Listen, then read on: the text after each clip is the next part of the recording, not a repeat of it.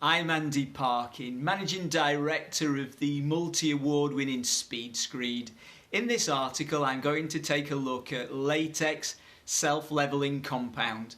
Firstly, calling it self-leveling can be a little misleading because the screed will not level itself. In reality, the screed should be called self-smoothing. However, it is more commonly known as self-leveling within the industry. Latex self-leveling compound differs from the usual self-leveling screeds.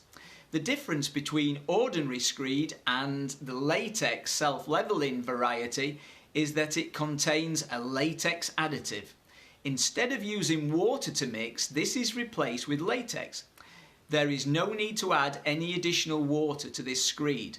The latex floor screed then provides a good level surface on which to lay carpet, vinyl, tiles or other final flooring solutions. With the additional latex comes added flexibility. So if there are any type of movement in the base layer or substrate, the latex self-leveling compound can adjust and allow for that movement. This makes the latex screed perfect for bonding to materials that may be problematic for other materials like screed, like plywood for example. Latex self-leveling compound floor screed is used for a variety of projects, so it's worth looking at the type of application it is most useful for. Bonded screed layer. This is perfect for self-leveling latex screed because the compound needs to form a good bond with the base layer. Unbonded screed level. The latex self-leveling compound is not best suited for this type of construction because of the presence of a membrane between the substrate and the screed. Floating screed layer. This is used for sound or heating installations, and because the screed sits on an insulation layer, it is not a suitable form of construction when using latex self-leveling compound. Latex self-leveling compounds preparation of the substrate. When using self-leveling latex screeds, the key factor is the strength of the bonding process. The substrate must be completely solid without any cracks, crumbling areas or other problems with integrity. If the latex screed is placed on a suboptimal substrate, it is likely to crack or delaminate. Always take care to make sure that the substrate is free from any contaminants. This can mean dust, oil, grease or anything that can get into the screed.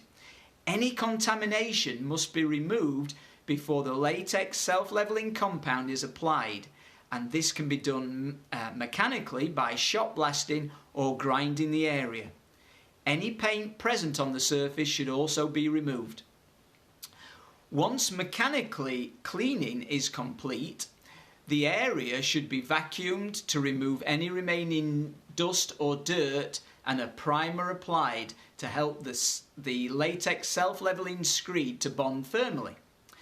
Some types of latex self-leveling compounds do not need the primer. Always refer to the manufacturer's instructions. Recommended thickness for latex leveling compound. Each manufacturer has their own guidelines for thickness. As a rough guide, the minimum depth for this type of screed is around 2 to 3 mil, with a maximum depth of 10 to 15 mil. However, with some products, thickness can be increased to around 30 mil by adding in bulking aggregates and following the manufacturer's guidance.